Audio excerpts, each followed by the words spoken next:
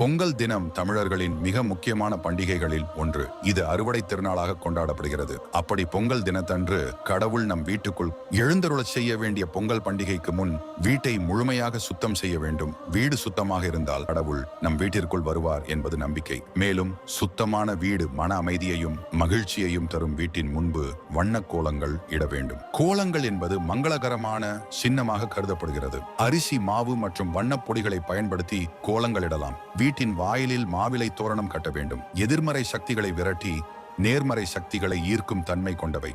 புதிய மண் பானையில் பொங்கல் சமைக்க வேண்டும். பானையின் கழுத்தில் மஞ்சள் மற்றும் இஞ்சி கட்ட வேண்டும். பொங்கல் பொங்கும் போது பொங்கலோ பொங்கல் என்று உரக்க கூற வேண்டும். சமைத்த பொங்கலை கடவுளுக்கு படைக்க வேண்டும். கரும்பு, மஞ்சள், இஞ்சி மற்றும் பிற பழங்களையும் படைக்கலாம். கடவுளுக்கு படைத்த பின் குடும்பத்துடன் சேர்ந்து பொங்கலை உண்ண வேண்டும். முக்கியமாக பக்தி மற்றும் பிரார்த்தனையுடன் கடவுளை அழைக்க வேண்டும். அவர் நிச்சயமாக நம் வீட்டிற்கு வந்து அருள் புரிவார்.